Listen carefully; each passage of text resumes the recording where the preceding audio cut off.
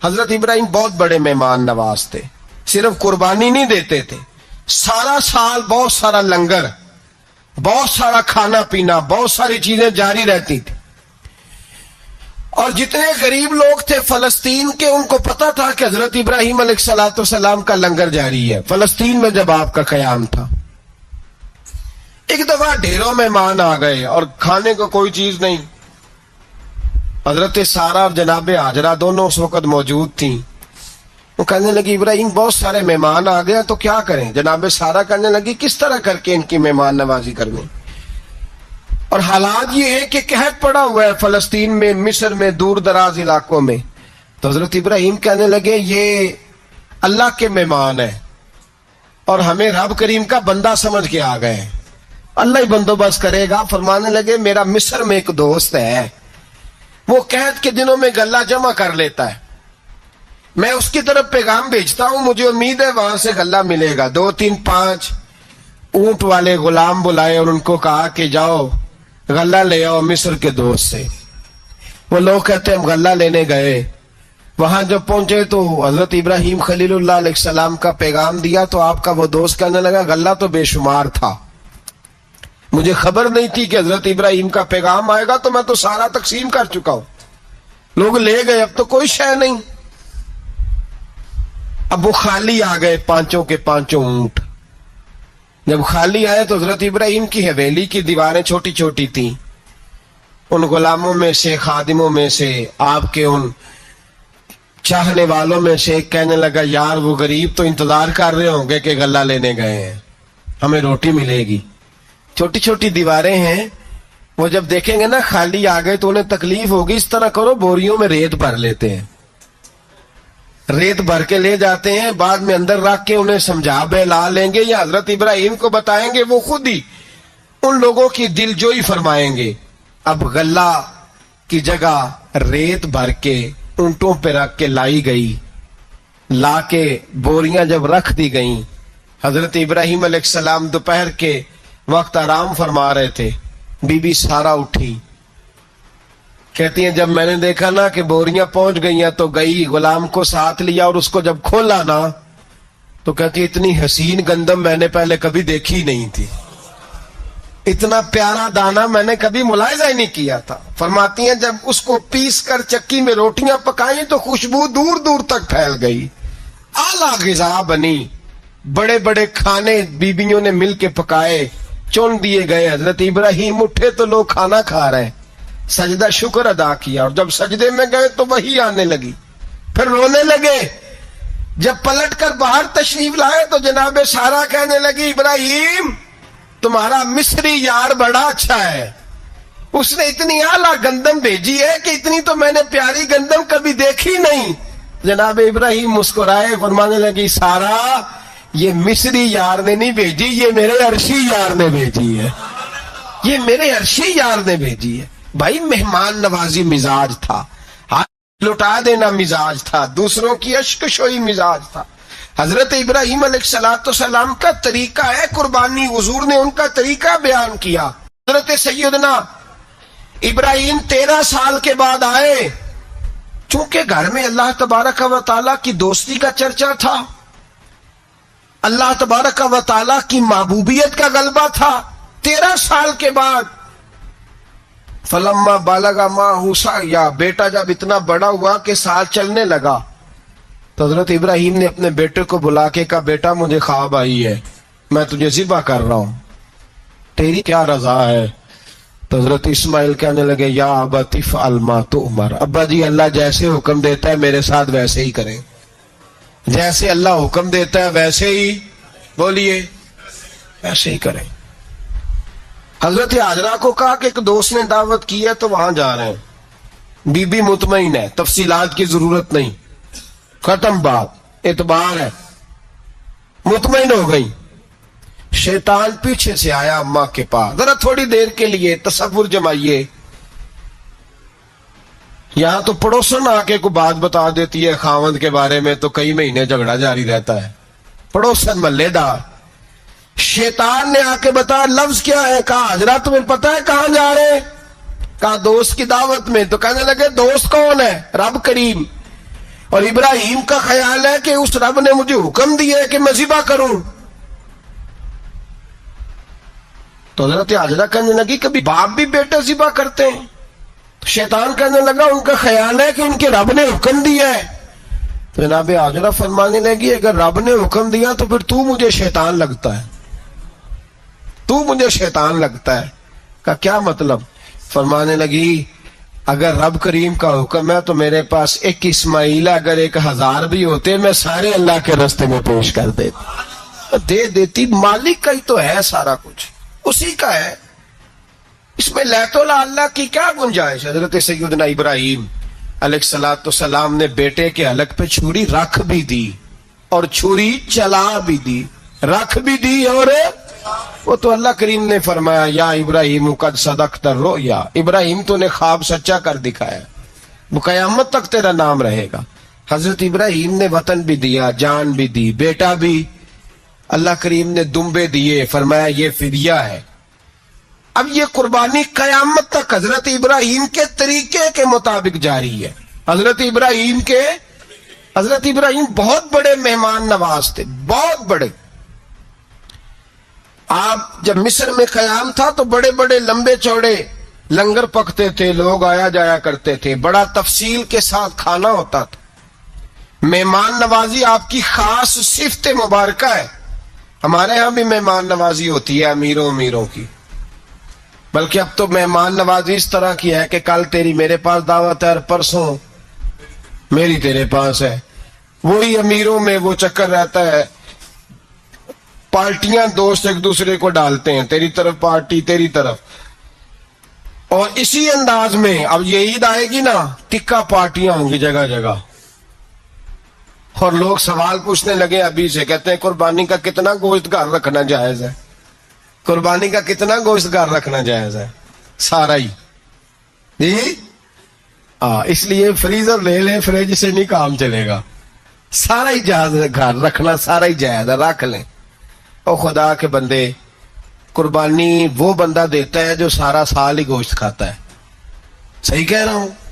قربانی صاحب نصاب، صاحب استطاعت بندہ دیتا ہے نا، تو وہ سارا سال ہی گوشت، تو سارا گھر میں رکھنا بھی جائز ہے، لیکن سارا دے دینا بھی. تو جو آ رہی ہے اس پہ کیوں توجہ کرتے ہو؟ جو دوسرا جائز ہے اس پہ کیوں نہیں عمل کرتے؟ سارا تقسیم کر دیں، بات ختم ہوئی. حضرت سیدنا ابراہیم علیہ السلام کو جلایا جانے لگا ہے، تو اب اتنی بڑی آگ ہے تو ڈالیں کیسے؟ شیطان نے تجویز دی کہ منجنیق بناؤ. منجنیق، بڑے بڑے بانس باندھ کے ان کے نیچے رسا باندھو. وہ جس طرح جھولنے کے لیے جھولا بنایا جاتا ہے، اس طرح ایک منجنیق پرانے زمانے میں اس میں پتھر رکھ کے پھینکے جاتے تھے دشمنوں پہ. وہ منجنیق بنائی گئی کہ دور سے حضرت ابراہیم کو پھینکیں گے. ہاتھ حضرت ابراہیم کے باندھ دیے، پاؤں مبارک باندھ دیے. پوری زمین پہ ایک نام لینے والا خدا کا، اور اس کو آج رسیوں میں جکڑا ہوا ہے. جب پھینکا جانے لگا نا آگ میں، حوریں رونے لگی، فرشتے تڑپنے لگے، اے اللہ یہ کیا ہونے لگا ہے؟ ایک تیرا خلیل اور وہ بھی آگ میں. فرمایا جاؤ جا کے اس سے کہو اگر تمہاری مدد لیتا ہے تو اسے بچاؤ. ہوا کا فرشتہ آیا، کہا ابراہیم اگر تو کہے.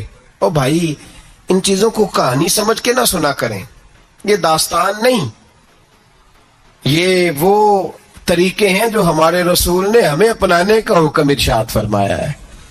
جو عقیدے، یہ وہ نظریات ہیں جو ہمیں اوڑھنے کو کہا گیا ہے. اپنے رب کریم کی رضا پہ راضی رہنے کے یہ وہ خوبصورت مواقع ہیں صوفیاء نے جن کو بنا کر سمجھا کر ہم تک پہنچایا ہے. یہ ہے اہل طریقت کی باتیں. وہ کہتے ہیں یار جس حال میں رکھے راضی رہنا ہے. حضرت ابراہیم علیہ السلام کو پھینکا جا رہا ہے، فرشتہ آیا، اے اللہ کے خلیل اگر حکم دو تو اتنی ہوا چلاؤں کہ نمرودی جل جائے، سارے آگ ان پہ پھینک دی جائے. آپ نے فرمایا تو جا، تجھ سے مجھے کوئی کام نہیں. تھوڑی دیر کے بعد پانی کا فرشتہ آیا، کہا حضور اتنی بارش برساؤں گا کہ آگ بجھ جائے گی. فرمایا تو جا، تجھ سے کوئی کام نہیں. اب جب منجنیق میں رکھ دیے گئے، آگ میں جانے کا لمحہ ہے، تیاری ہے. حضرت جبریل امین حاضر خدمت ہوئے. کہا ابراہیم کوئی حاجت؟ فرمایا تجھ سے کوئی نہیں. کہا چلو مجھ سے نہیں تو رب کریم سے ہی بات کر لو، مجھے پتا ہے میں چھوٹا ہوں، آپ مجھ سے مدد کیوں لوگے، رب کریم سے ہی بات کر لیں. تو حضرت ابراہیم کہنے لگے جبریل یہ بتا، رب کو نہیں پتا اس کا خلیل کس حال میں ہے؟ اسے نہیں پتا میں کس حال میں ہوں، میرے ہاتھ بندے ہیں پیر بندے ہیں آگ میں، اسے نہیں پتا؟ بتایا تو اسے جاتا ہے جسے خبر نہ ہو. تو اگر اسے پتا ہے تو اگر وہ جلانے پہ راضی ہے تو میں بھی جلنے کو تیار ہوں، میں تیار ہوں. اسے کہو ٹھیک ہے. حضرت سیدنا ابراہیم علیہ السلام کو منجنیق میں ڈال کے جو پھینکا آگ میں، یا نار کونی بردم و سلام علی ابراہیم، اللہ نے فرمایا اے آگ میرے ابراہیم پہ ٹھنڈی بھی ہو جا اور سلامتی والی بھی ہو جا. حضرت ابراہیم کو 2 فرشتوں نے بٹھا دیا زمین پہ، پھول کھلے ہیں، کونپلیں مہک رہی ہیں، کلیاں خوشبو دے رہی ہیں. حضرت ابراہیم نے سر سجدے میں رکھ دیا، سبحان اللہ والحمد للہ ولا الہ الا اللہ واللہ اکبر. حضرت ابراہیم اللہ کی تسبیح پڑھنے لگے، رب کریم کا شکر بجا لانے لگے. نکلے وہاں سے، کچھ دن گزر گئے، نکلے، حکم ہو گیا ابراہیم علاقہ چھوڑ دو. حضرت ابراہیم علیہ السلام وہاں سے نکل کے مصر آئے، چچا کے پاس ٹھہرے. انہوں نے اپنی بیٹی جناب سارہ کا نکاح کر دیا. کچھ آگے بڑھے تو ایک ظالم بادشاہ سے ٹکرائے. اس نے ایک شہزادی، ایک بادشاہ کی بیٹی قید کی ہوئی تھی، جناب ہاجرہ نام تھا، ان کو قید سے چھڑا کے ساتھ لائے. حضرت لوط علیہ السلام بھی ساتھ. یہ 4 لوگوں کا قافلہ چلا، فلسطین میں جا کے پڑاؤ ڈالا، گھر بار چھوڑا، تبلیغ شروع ہوئی. حضرت ابراہیم کے گھر میں 2 خواتین ہیں، ایک آپ کی بیوی ہیں، ایک حضرت ہاجرہ ہے. اولاد کوئی نہیں، بڑا میوہ ہے میٹھا. گھر وہی آباد ہوتا ہے جس میں بچے روتے ہیں، گھر ہوتا ہی وہ ہے جس میں بچوں کی چنچناہٹ ہوتی ہے، بھن بھناہٹ ہوتی ہے. حضرت ابراہیم نے ایک بچہ روتے ہوئے دیکھا تو آنکھوں میں آنسو آئے، کہنے لگے ربی حب لی من الصالحین، یا اللہ مجھے بھی نیک اولاد عطا کر دے. حضرت سارہ نے سن لیا، کہنے لگی ابراہیم شاید میرے بطن سے تو آپ کو نصیب نہیں، ہاجرہ سے نکاح کر لو. جناب ہاجرہ سے نکاح ہوا. اللہ تو بڑا بے نیاز ہے، رب کریم نے حضرت اسماعیل جیسا خوبصورت بیٹا عطا فرمایا. بیٹا کالا سیاہ بھی ہو تو سینے کی ٹھنڈک ہوتا ہے، پر یہ تو وہ بیٹا ہے جس کی پیشانی میں نور محمدی چمکتا ہے صلی اللہ علیہ وسلم. حضرت سیدنا اسماعیل علیہ اتنے خوبصورت. اب جس بیوی کے ہاں بیٹا تھا، بیٹھنا اٹھنا بھی زیادہ اس کے پاس، آنا جانا بھی اس کے پاس، توجہ ادھر ہو گئی. جناب سارا رشک کرنے لگی. ایک دن کہنے لگی اسے چھوڑا جنگل میں، وادی غیر ذی زرع، مکے کے پاس. بھائی ایک بیٹا عالم دین بنا لو. کہنے لگا روٹی کہاں سے کھائے گا؟ تیرے 5 بیٹے ہیں، کو حافظ قرآن بنا، کہتے روٹی کہاں سے کھائے گا؟ وہ بچہ بھی کہتا ہے میں کہاں سے کھاؤں گا. حضرت ابراہیم علیہ السلام تو چند مہینے کا بچہ چھوڑ آئے، تو کہاں سے روٹی کھائی حضرت اسماعیل نے؟ کہاں سے کھائی ان کی اماں نے روٹی؟ بھوکے مر جاتے ہیں یہ سارے. میں بڑی ذمہ داری سے کہا کرتا ہوں کہ جتنی خوبصورت روٹی اللہ کریم دین کے خادموں کو عطا کرتا ہے شاید کسی اور کے نصیب ہوتی ہو، لیکن ہم لوگ توجہ ہی نہیں کر رہے، ہمارا ذوق ہی نہیں بن رہا. حضرت ابراہیم نے بچہ وہاں چھوڑا.